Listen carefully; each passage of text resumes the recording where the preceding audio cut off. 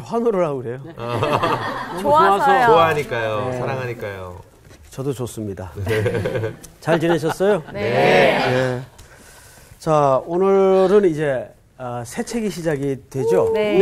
근데 원래 새 책은 아니고 사무엘서는 상하가 후대에 구분이 됐습니다. 네. 원래 상하는 하나의 책이었어요. 이제 너무 분량이 많으니까 편의상 이제 상하로 나눠놓은 것뿐인데 그런 의미에서 새 책은 아니고 이제 상을 끝내고 이제 새로운 다윗의 왕국의 이제 편으로 우리가 들어가는 겁니다. 네. 자, 들어가기 앞서서 우리 지난 시간까지는 31장을 마치면서 네. 공부했던 내용 잠깐만 한번 더듬어 보고 오늘 들어가도록 하죠. 우리 오늘은 저기 조수희 학생부터. 네. 사무엘상에서는 이제 사울이 이제 왕으로 세워지고 또 다윗이 이제 또 왕으로 가는 그 길을 이렇게 볼 수 있었는데 그 과정에서 정말 그 하나님 사소한 일에서도 이제 하나님을 찾는 자 그렇지 않은 자의 그 최후의 모습까지 보게 됐던 것 같아요. 이게 전체적인 모습이죠. 네. 잘 받아세요. 네네. 아름다운 모습. 네. 조금 더 디테일하게 들어가세요. 네. 좀 더 다듬어 볼까요? 네네. 네, 알겠습니다. 다윗이 하나님 앞에서 칭찬받을 수 있었던 제일 큰 이유는 전 그런 것 같습니다. 늘 기도했던 삶이었고, 그리고 또 자기의 뜻을 하나님 뜻보다 앞서지 않으려고 노력했던 사람.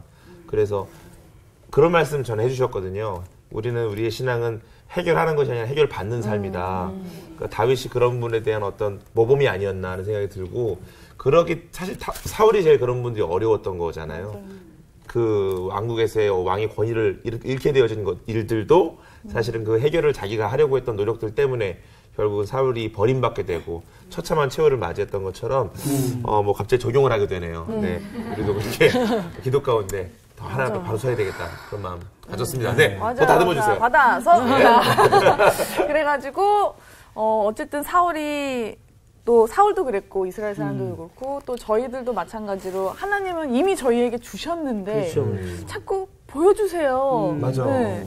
하나님이 주셨는데 하나님 제 눈앞에 보여주세요. 그래야만 안심을 하고 했던 그런 어리석었던 우리의 모습을 그러니까 또 생각해봤어요. 근데 또 어제도 그랬고 그제도 그랬고 항상 이게 사람의 죄성이 있어서 그런지 반복되는 게 난 너무 하나님한테 죄송한 것 같아요. 맞아. 아무튼 역시 제일 사무엘상을 마치면서 인상 깊었던 것은 그 인간 자기 힘으로만 해결하려고 했던 그 사울의 마지막 그 처참한 최후 그게 너무 좀 무서웠어요. 각인이 많이 됐네. 그랬군요. 네, 총정리를 한번. 뭐니 저는 정리는. 뭐 일단 정리를 잘 해주셨어요. 뭐 저는 박사님 같아. 왜? 저는 그 30장과 31장을 비교하시면서 30장은 다윗의 어떤 사람, 인생을, 그러니까 인간을 살리는 데 어떤, 이렇게 주축이 됐다고 치면 31장은 죽음의, 사울에 대한 어떤 죽음, 그 사울 왕국의 몰락을 얘기하시면서 나는 과연 사람 살리는데 열심히 일하고 있나. 한 주간 한번 제 머릿속에 그 감성을 다 버리고 화나는 날이든 화나는 일이 있더라도 좀 이제 다시 한번 생각하고 한번 이성적으로 생각해 보려고 많이 노력을 하고 하나님은 이러셨다면 어떻게 하셨을까 한번 생각해 보면서 그러다 보니까 이상하게 화가 누그러지는 거예요. 그러니까 센 말이 안 나가더라고요. 옛날 같으면 뭐 이럴 텐데 이제는 그래 일이 있었구나 이렇게 말이 순하게 나오게 되고 그래서 아주 한 주간 사람 살리는데 일을 많이 했습니다. 그랬구나. 자, 복습 아주 좋았습니다. 네. 지난 시간에 제가 여러분들에게 복습의 정의에 대해서 설명을 드렸죠. 네. 지난 시간 공부한 걸 잘 외우고 있는 게 복습이 아니고 여러분들 지금 말씀하신 것처럼 그것이 내 생활 속에 어떻게 힘이 되고 적용이 되는가까지가 복습의 완성이다. 네. 말씀을 드렸습니다. 그런 의미에서 여러분 제가 박수를 한번. 신난다.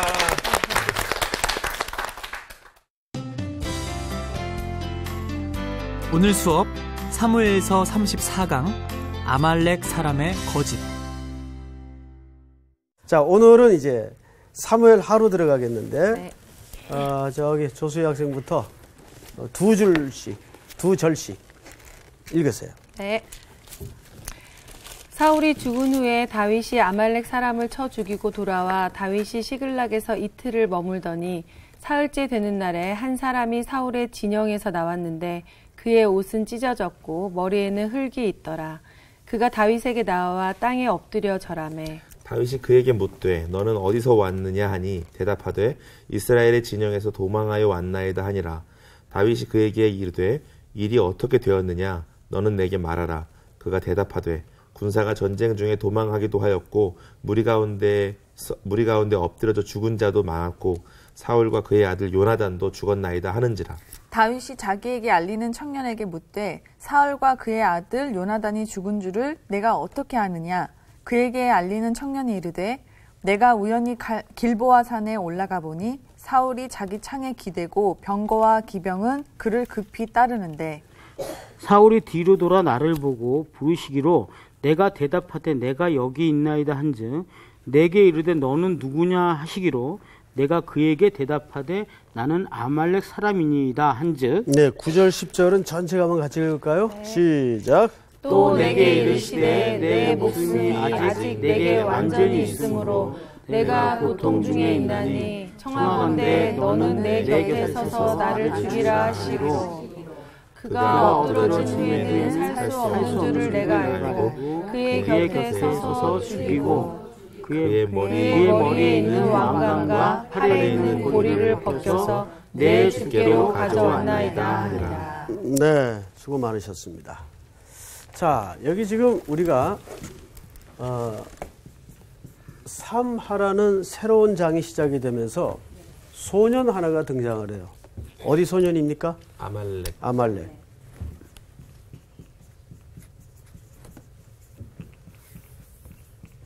근데 이 소년의 그 행색은 어때요, 지금? 처참합니다. 네.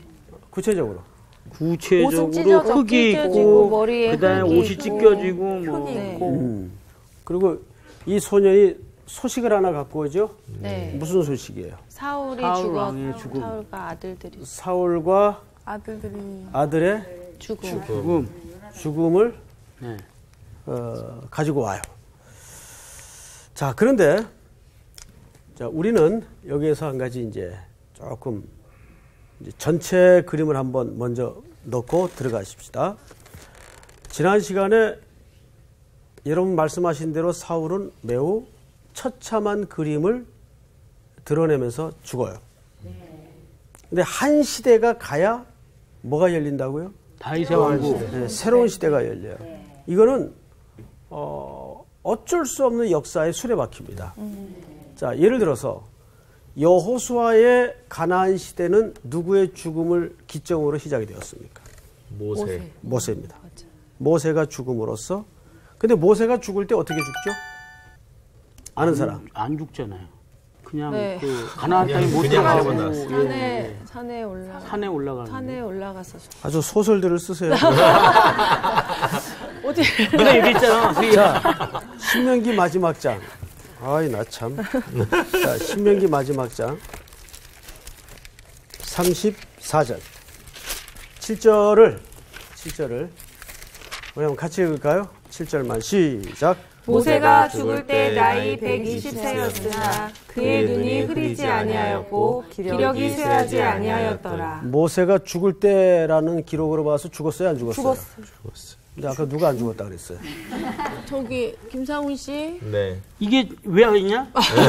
요새 기력이 쇠하고 눈이 흐려서. 자, 보세요. 네.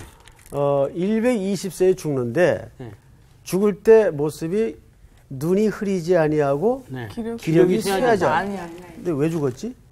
하나님이 생명은 하나님께 있으니까. 자, 그렇게 자, 깝깝한 대답하지 말고 자, 보세요. 이 말은 무슨 뜻인가 하면 네. 모세가 사실은 건강상으로는 괜찮았어요. 그런데 하나님이 데려가신 거예요. 사명이 끝나서 이유는 바로 그의 임무가 끝났기 때문에. 그것은 말씀하신 대로 하나님 주권에 있어요. 네. 그러니까 한 시대를 비키게 하는 것은 주님만이 하세요. 예. 그러니까 모든 고난이 그분께 있어요. 그러니까 사울의 죽음도 사실은 그분 손 안에 있죠. 예. 그리고 이제 오늘 다윗의 시대가 열리는 거예요. 그러니까 모세가 죽어야 여호수아의 시대가 열리듯이. 뭐 그런 예는 얼마든지 있죠. 자, 그런데 이제 오늘 다시 1장으로 가서 성경을 보십시다. 여기 아말렉 사람 하나가 등장을 합니다. 근데 이 사람이 사울의 죽음을 가지고 와요. 소식을. 근데 이 사람이 지금 하는 내용이 진실입니까? 거짓입니까? 거짓 같은데. 자, 어느 부분이 거짓이에요? 10절 아닐까요? 10절 우리 광학생 한번 읽어보세요. 그가 엎드려진 후에는 살 수 없는 줄을 내가 알고 그의 곁에 서서 죽이고 그의 머리에 있는 왕관과 팔에 있는 고리를 벗겨서 내 주께로 가져왔나이다 하니라. 그렇죠. 사울은 자결을 했어요. 네. 맞아. 근데 이 사람이 멀쩡하게 자기가 자기가 죽였다고. 뭐 어차피 죽을 거 그 고통을 좀 감면해 주기 위해서 내가 죽였다. 자, 이런 발언을. 근데 왜 거짓말을 할까? 칭찬받으려고. 누구한테? 다윗한테. 나는 한 자리 사울을 얻어. 죽여서 나는 사울 편이 아니다. 막 이런 그런. 그렇죠. 이미 이제 실권에 넘어가고 있거든요. 그러니까 그런 면에서 이 사람은 굉장한 정치적인 사람이거나 기회주의. 자, 둘 중에 하나입니다. 자, 이 이야기를 다윗이 듣고 성경을 잘 보십시다. 11절. 이에 다윗이 자기 옷을 잡아 찢으며 함께 있는 모든 사람도 그리하고 사울과 그의 아들 요나단과 여호와의 백성과 이스라엘 족속이 칼의 죽음으로 말미암아 저녁 때까지 슬퍼하여 울며 금식하니라. 13절 시작. 다윗이 그 소식을 전한 청년에게 묻되 너는 어디 사람이냐 대답하되 나는 아말렉 사람 곧 외국인의 아들이니이다 하니 다윗이 그에게 이르되 내가 어찌하여 손을 들어 여호와의 기름 부음 받은 자 죽이기를 두려워하지 아니하였느냐 하고 시작. 다윗이 청년 중 한 사람을 불러 이르되 가까이 가서 그를 죽이라 하매 그가 침에 곧 죽으니라. 자, 여러분 성경을 잘 읽다 보니까 다윗이 사울의 죽음을 소식을 가지고 온 이 소년을 죽여요. 네. 자, 그러면 광호 학생, 네. 다윗이 이 소년을 죽인 이유가 뭘까요? 하나님께서 기름 부은 사람을 죽였기 때문에. 그렇죠. 네. 거짓말을 했기 때문이 아닙니다. 네. 거짓말이 아닌지는 다윗이 아직 몰라요. 근데 이 소년은 자기의 의도와 전혀 다르게 사태가 돌아간 거예요. 네. 그렇죠. 자, 그러면 무엇 하나 간과했을까요? 자, 이걸 여러분들이 알아야 돼요. 뭘 간과했어요, 이 소년이. 뭘 하나 모르고 있었어요. 뭘까? 얘기를 하고 싶은데. 얘기해요. 용기를 왜냐면 제 내세요. 생각에는 다윗도 여러 번 사울을 죽일 기회가 있었지만 본인이 죽이지 않았잖아요. 그러니까 어쨌든 하나님한테 맡기는 거죠. 내가 이 생명을 죽임으로 인해서 내가 내 길을 가는 게 아닌데 그거를 이 소년이 죽었다고 다윗이 생각하니까 죽였다고 생각하니까 그게 너무 괘씸했던 거 아닐까요? 아주 훌륭한 관점이에요. 자, 광학생 한번 얘기해보세요. 저는 그렇게 생각했습니다. 이 아말렉 사람이 이스라엘이 하나님의 주권에 있는 나라라는 걸 몰랐기 때문에 그런 죄도, 왜냐면 그 이스라엘 주권은 왕에게 있다고 생각했기 때문에 죽였지만 다윗이 생각할 때 이스라엘의 통치는 하나님께 있는 거기 때문에 넌 죽어야 된다. 그런 관점이 아닐까요? 이 관점 자체가 너는 내가 왕이라고 생각했기 때문에 칭찬받을 수도 있다고 생각했을지는 몰라도 이스라엘의 주권은 하나님께 있다. 우리 수혜 학생 얘기나 광호 학생 얘기나 네. 사실은 슬쩍 비슷합니다. 우리들 답이 아닙니다. 그래 아닌 것 같아요. 어떻게. 근데 저도 비슷할 것 같긴 한데. 그래도 한번 얘기해 보세요. 이 아말렉 소년이 자기의 그러니까 이익을 위해서 목숨을 너무 하찮게 여기었다는 그런. 저도 다른 거 아니에요? 그런데 이제 그 대답은 사실 안 죽였거든, 자기가. 거짓말만 한 거지. 근데 몰랐어. 몰랐으니까. 이 소년이 그러니까 자기 이익만 생각하고 그렇죠. 네. 그게 문제는 문제죠. 네. 예, 좋은 대답이에요. 그것도 자기 이익만 생각했어요. 자, 그다음에 마지막으로 우리 그냥밖에 없어. 역시 반장이지. 부담을 막 실어줘. 지금 사실은 하나하나 생각했던 게 지금 다 얘기가 나와가지고 이거랑 저랑 다른 얘기를 하려고 하니까 굉장히 힘든데요. 사실은 이 소년이 제가 봤을 때 아까 정치적이고 기회주의자라는 거를 그리고 다윗이 사울 왕에서 그러니까 나와 있지만 망명대에 와 있지만 이 사람이 모르고 있는 건 자기도 하나님의 백성이라는 거를 이 소년이 모르고 있다라는 거에 대해서 하나님의 백성을 죽였다라는 거에 뭐 죽였다라는 말을 듣고 뭐 그렇게 했는지 잘 모르겠지만 그래도 하나님의 백성을 좀 이렇게 한 게 아닐까. 다 비슷한 지금 대답이죠. 예, 그러니까 사람의 자 보세요. 석연치 않아. 함부로 예단하지 말고 사람의 보편적 생각이 사실은 굉장히 정확한 거예요. 자, 이게 무슨 얘기냐면 소년은 아말렉 청년은 사실 굉장히 정치적이고 기회주의적인 차원에서 와서 자기가 죽이지도 않아 놓고 환심과 이익을 얻으려는 목적으로 거짓말을 한 거예요. 네. 자, 그런데 다윗은 이 사람이 거짓말을 하는지 안 하는지 아직 몰라. 그냥 이 사람의 말대로 이 사람이 자기가 사울을 죽였다고 하니까 그럴 수가 있느냐. 이 반응은 소년이 기대하던 반응이 아니에요. 오히려 사울과 다윗은 평생 뭐예요? 원수. 평생 쫓고 쫓기는 원수였어요. 그랬다면 야, 너 잘했다. 사실 내 평생 가시였거든. 내가 내 일을 해줬구나 하고 내가 너에게 상을 베푸노라. 아니면 너 내 옆에 한 자리 줄게. 한 자리 줄게. 한 자리 줄게. 이럴 줄 알았단 말이에요. 네. 그죠? 네. 근데 다윗의 반응은 애통을 하면서 통곡을 한 끝에 이 녀석을 죽여라. 어떻게 내가 기름 부음 받은 자를 손댈 수 있느냐. 자, 하나 놓친 게 뭐냐면 바로 이 부분입니다. 다윗은 정치인이에요. 네. 다윗은 군인 중에 군인이에요. 그런데 신학자인 걸 몰랐어요. 바로 여러분들이 대답한 그 대목이에요. 하나님의 백성인 걸 몰랐어요. 그렇죠? 네. 이것이 세상 사람들의 계산과 우리 계산의 차이입니다. 맞아. 여러분 6.25 전쟁 때 우리나라에 와서 지휘를 했던 맥어더 장군 아시죠? 네. 어느 기자가 그 후에 그 전쟁의 한복판에서 참혹한 전쟁을 치러낸 그 장군에게 네. 각각 장군이 생각하는 전쟁은 뭐라고 생각을 하십니까? 그러니까 맥아더가 기가 막힌 얘기를 해요. 전쟁은 신학의 문제다. 그 말이 이해가 돼요? 전쟁은 신학의 문제다. 그 신학이라는 게 뭐예요? 신학이라는 거는 하나님. 인간의 실체와 하나님과의 문제 아니에요. 네. 근데 전쟁은 사실은 그 문제거든요. 하나님을 떠난 인간에서 벌어지는 가장 참혹한 열매들이 전쟁이에요.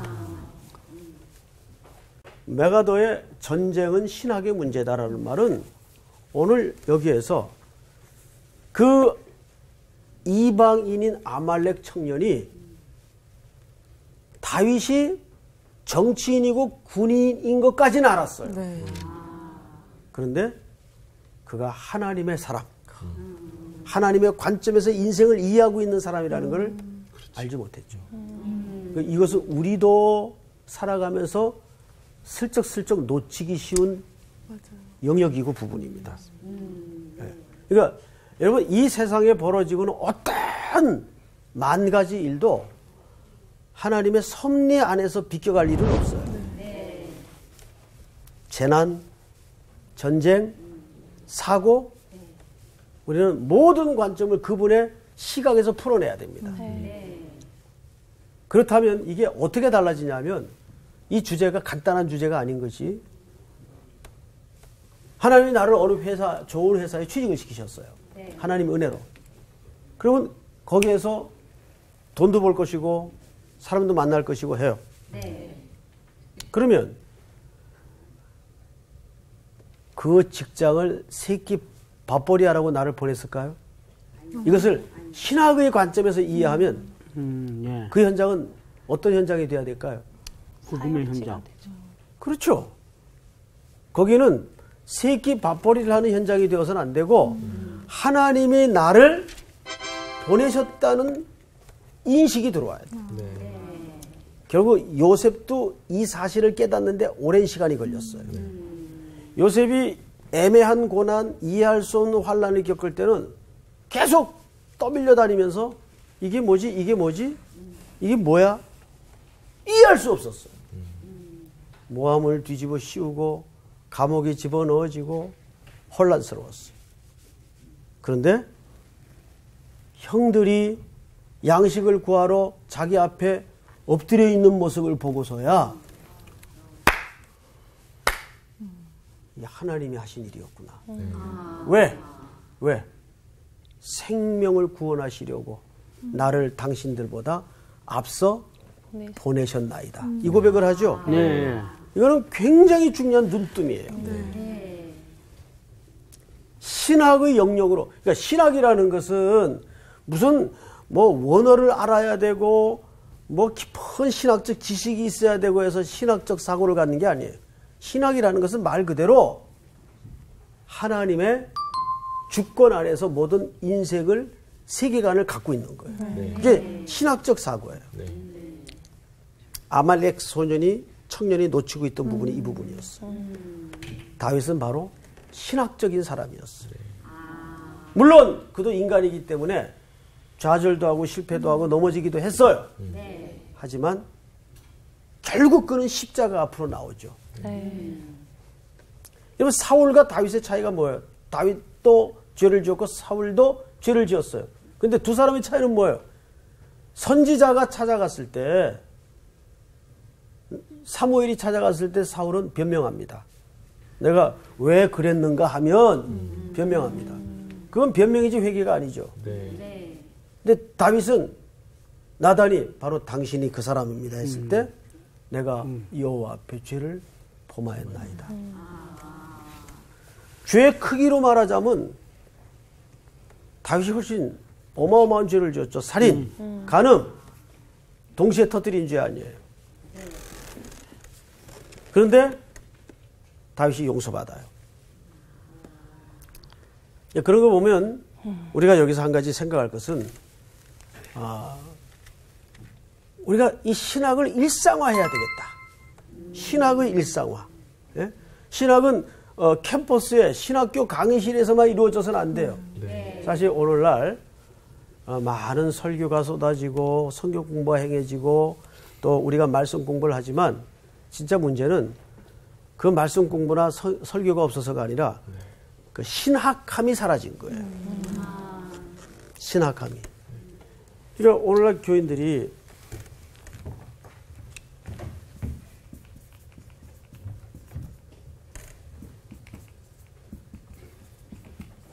듣고 싶은 설교를 듣고 싶어 해요. 네. 그렇게 해서는 안 돼요. 들어야 할 설교를 듣고 싶어 해야 돼. 그 설교자도 마찬가지예요. 청중들이 듣고 싶은 설교를 해서는 안 돼요. 들어야 할 설교를 해야 됩니다. 네. 그런데 요즘 청중들은 어디에 관심이 있는가 하면 이 신화감이 없어지니까 청중도 그렇고 설교자도 그렇고 펠트 니드 우리 현장에 필요한 게 지금 뭐냐 청중의 필요가 뭐냐 여기서부터 말씀을 이용할 뿐이죠. 삶을 말씀 속으로 끌어들어오는 게 아니라 자기 입맛에 맞는 말씀 공부 그렇게 해서는 안 되겠죠. 자, 그런데 여기 또 하나 아주 깊은 의미 하나가 숨겨져 있습니다. 11절을 잘 보세요. 이 소식을 들은 다윗이 이에 다윗이 자기 옷을 잡아 찢음에 함께 있는 모든 사람도 그리하고 사울과 그의 아들 요나단과 여호와의 백성과 이스라엘 족속이 칼의 죽음으로 말미암아 저녁 때까지 슬퍼하여 울며 금식하니라. 자, 이건 뭐냐면 말하자면 애가를 부른 겁니다. 애가. 슬픈 노래. 자, 근데 이 애가가 어떻게 발전하는 가를 잘 보세요.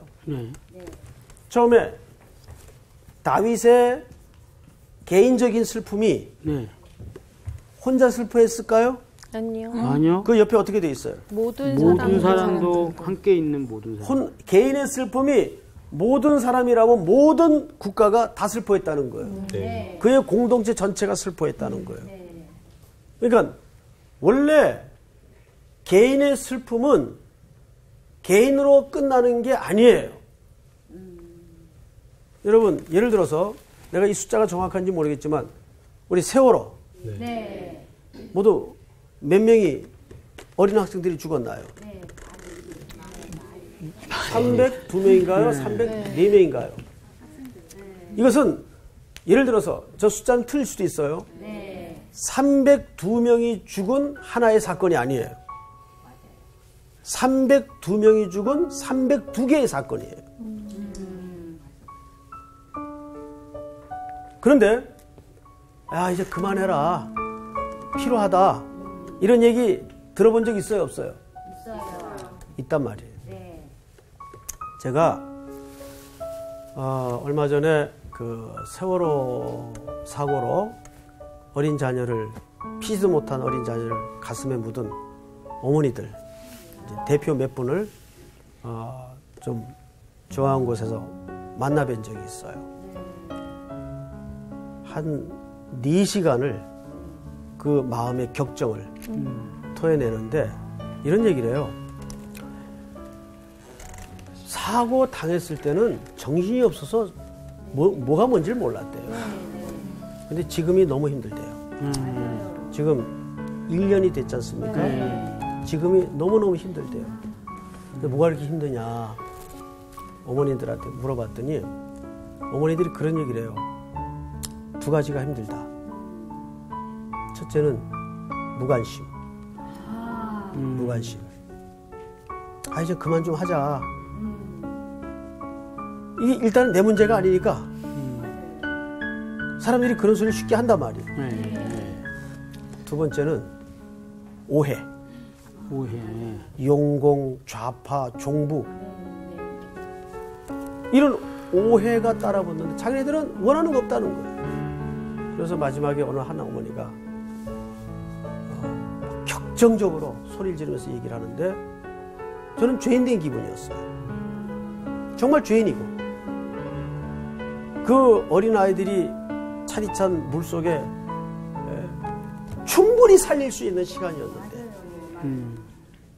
그 가라앉아가는 것을 생중계로 바라보면서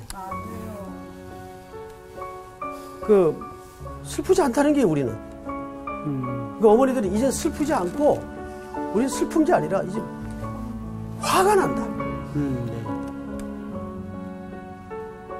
그 슬픔을 집어삼킬 만큼 분노가 일어난다. 무관심과 그런 오해들 때문에.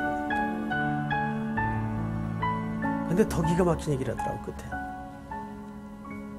거기에 많은 크리스찬들이 있지 않습니까? 어머니들이. 근데 그분들이 이런 얘기를 해요. 자기들이 출석하던 교회에서 받은 상처 때문에 지금은 그들이 물론 신앙을 떠난 건 아니겠지만 교회를 나갈 수가 없대요. 교회를 다 떠났어요. 네. 그게 목사로서 제일 책임의 한복판에서 마음이 아프더라고요. 네. 우리가 오늘 다윗의 이야기를 잘 보면 이 슬픔이 개인의 슬픔으로 끝나지 않아요.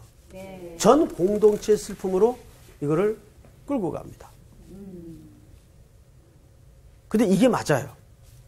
사실은 이런 얘기가 있어요. 슬픔은 반드시 사회적 행동을 부르게 돼 있다. 그게 건강한 사회라는 거죠. 그리고 25절에 보면 이렇게 돼 있습니다. 1장 25절 보세요. 19절서부터 쭉 그 사울과 요나단의 죽음을 애통하는 다윗의 노래인데 25절에 보시면 우리 상우 씨 한번 읽어보세요. 오호라 두 용사가 정쟁 중에 엎드러졌도다. 요나단이 내 산 위에서 죽임을 당하였도다. 계속해서 내 형 요나단이여 내가 그대를 애통함은 그대는 내게 심히 아름다움이라. 그대가 나를 사랑함이 기이하여 여인의 사랑보다 더하였더라. 오호라 두 용사가 엎드러졌으며 싸우는 무기가 망하였도다 하였더라. 네. 이렇게 애가를 만들어 지어서 남길 정도로 이 깊은 슬픔은 사회적 동참을 부르고 있어요. 근데 그게 건강한 사회 구조예요. 그런데 시대마다 어떤 일들이 벌어졌는가 하면 광기에 붙들린 국가주의, 이게 소위 일본, 독일 한때 전쟁을 일으켰던 이런 광기에 붙들렸던 시대가 있었어요. 일본은 지금도 그 부분에 대해서 자유롭지 못한 나라고, 독일은 용서할 자가 용서할 때까지 참여하겠다. 그 여총리인가요? 그분이 그런 얘기를 했어요. 그분은 역사 인식이 아주 바르게 되어 있는 분입니다. 거기에 대비해서 일본은 문제가 있어요. 그런데 이 시대가 어떤 시대였는가 하면 광기에 붙들린 국가주의 시대였어요. 국가라는 단위가 가장 중요한 선이었어요. 가치였어요. 그래서 거기에 개인적인 슬픔은, 감정은 용납되지 않았던 시대였어요. 그 역사적 폐해가 뭘로 나왔죠? 600만 명에 해당하는 유대인들을 죽여도 눈 하나 깜짝 안 하는 광기의 시대를 낳고 말았단 말이에요. 이게 왜 시작됐는지 아십니까? 이유는 간단해요. 개인적 슬픔이, 개인적 탄식이 용납되지 않았던 시대였기 때문입니다. 그래서 우리 이걸 알아야 됩니다. 탄식이 갖는 사회적 의미가 있어요. 사회가 탄식을, 슬픔을 용납하지 않으면 굉장히 비인간화가 됩니다. 그런데 그 탄식이, 슬픔이 용납되는 사회적 의미는 뭐냐? 문화적으로, 정치적으로 인간다움을 유지하게 된다. 인간의 가장 본질이 슬픔이에요. 여러분, 그래서 이 사무엘 1장을 열 때 하나님이 한나에게 뭘 준비하시죠? 슬픈 마음을 준비하세요. 그래서 한나가 1장 15절에 보면 나는 마음이 슬픈 여자다. 포도주나 독주를 마신 것이 아니요 하나님 앞에 내 심정을 통한 것뿐이요.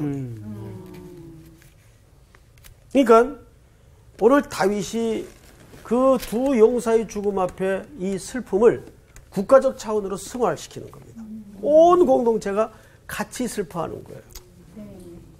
그런데 지금 우리가 살고 있는 이 시대는 소위 경제라는 논리의 광기에 붙들려서 그런 효율과 능력과 결과라는 이것이 더 중요한 가치지, 그 과정에서 겪게 되는 인권 또는 눈물, 여기에 외면시하는 거예요.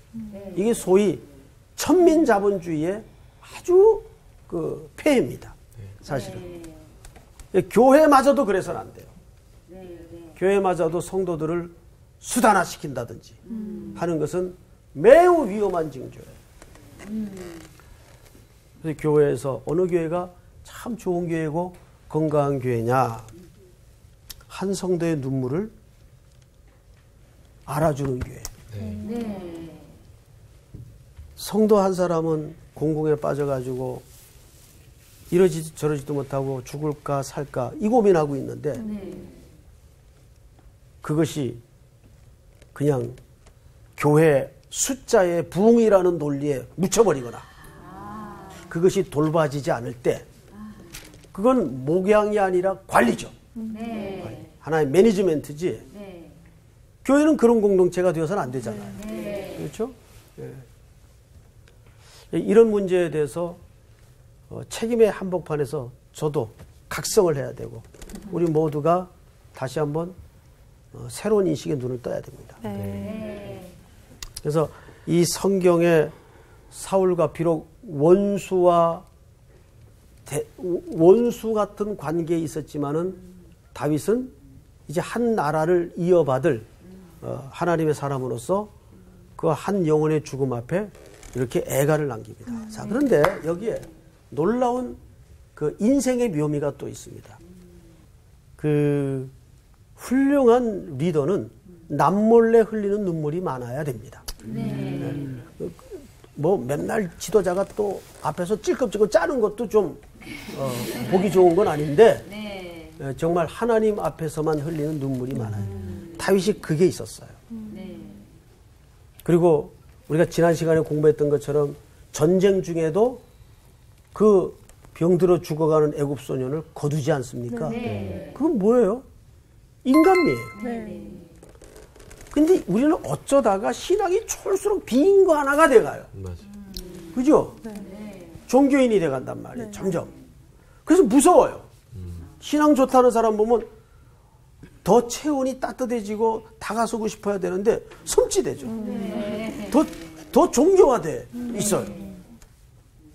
그래서 가장 신앙적인 것은 가장 인간적인 것일 수도 있어요. 여기서 말하는 인간적인 것이라는 것은 세속적인 어떤 관점을 얘기하는 게 아니죠.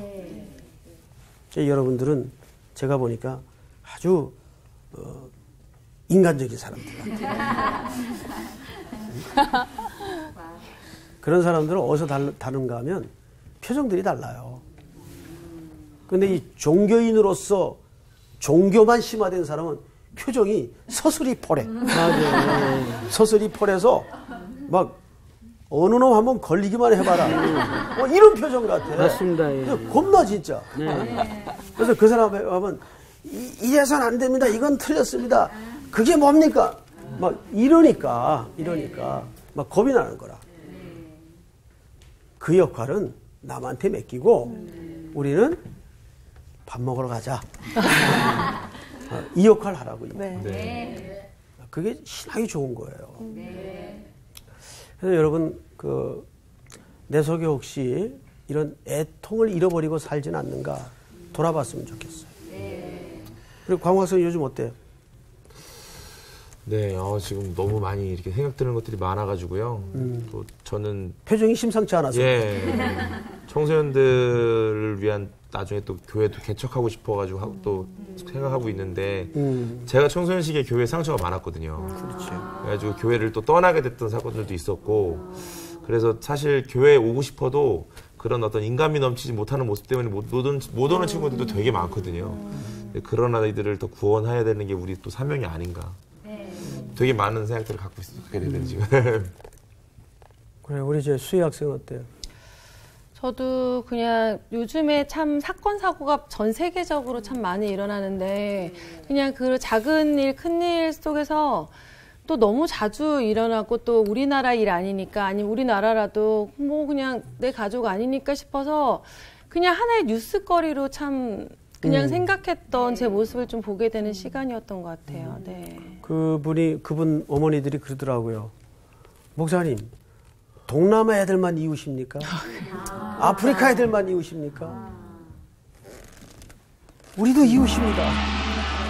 맞아요. 제가 정말 할 말이 없었어요. 우리 반장이 한번 마무리를 좀.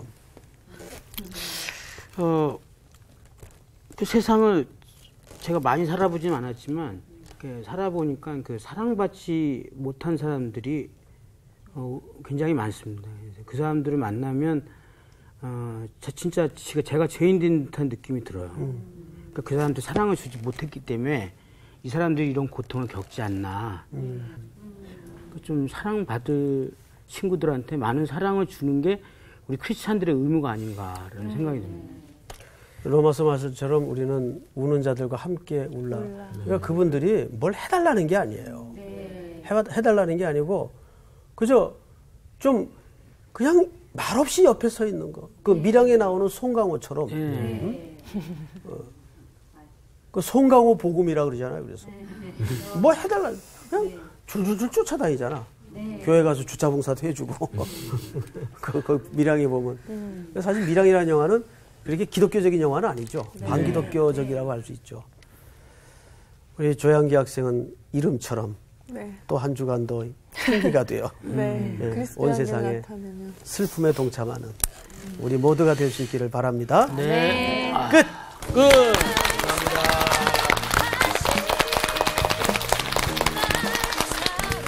아니 좀 반성하게 되는 것 같아요. 한동안 그 세월호 때문에 많이 울었는데 많이 요즘 내 삶에서 얼마나 그때 눈물을 기억하고 있나. 아니 근데 그렇게 큰 사건 아니라도 우리 주변에 너무나 맞아, 너무 작은 많지. 사건들도 많이 있는데 맞아. 내일이 아니다 보니까 너무 그냥 그랬구나 이러고 지나치는 일들이 많은데 그걸 당한 사람들 입장에서 생각하면 참 그 마음을 우리가 위로해주지 못하고 그래도 기도라도 같이 해주지 못하는 건 잘못인 것 같아요. 그러니까 결국에는 자꾸 살아가면서 내 위주, 지금 내일 하기 바쁘고 내 슬픔에 빠지기 바쁘고 이렇게 너무 내 생각만 하고 살았던 것 같아요. 그래서 정말 하나님의 마음을 가지고 주위를 둘러보고 옆에 사람 손 잡아주고 하는 그런 여유가 필요할 것 같아요. 야, 주위에서 참 안타까운 게 하물며 강아지한테도 배고파서 그래, 저 사랑받고 싶어, 손잡고 싶어, 막 이렇게 얘기하면서 왜 주위에 있는 그렇게 힘들어하는 사람들에게 그런 행동들을 우리 못 하고 있나? 참 반성해 봅니다. 반성합시다. 네, 반사님의 눈물이 아주 오늘 특별하네. 네, 그러네요. 다 안 흘렸어요.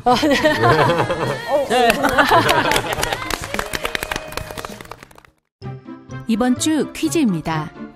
시편 119편에서 주의 말씀에 대한 비유로 사용된 표현이 아닌 것은 무엇인가요? 1번 빛, 2번 꿀, 3번 소금. 정답을 아시는 분은 CBS 성서학당 홈페이지에 정답을 올려주시거나 우편으로 보내주시면 됩니다. 보내실 곳은 서울특별시 양천구 목동서로 159의 1 CBS 성서학당 담당자 앞입니다. 연락처를 꼭 남겨주세요. 선정되신 분들에게는 대한성서공회에서 성경, 송태근 선생님의 내가 어디 있느냐, 하나님이 꿈꾸는 교회, 김기석 선생님의 일상 순례자, 신우인 선생님의 땅과 하늘의 갈림길에서 가운데 하나를 드립니다.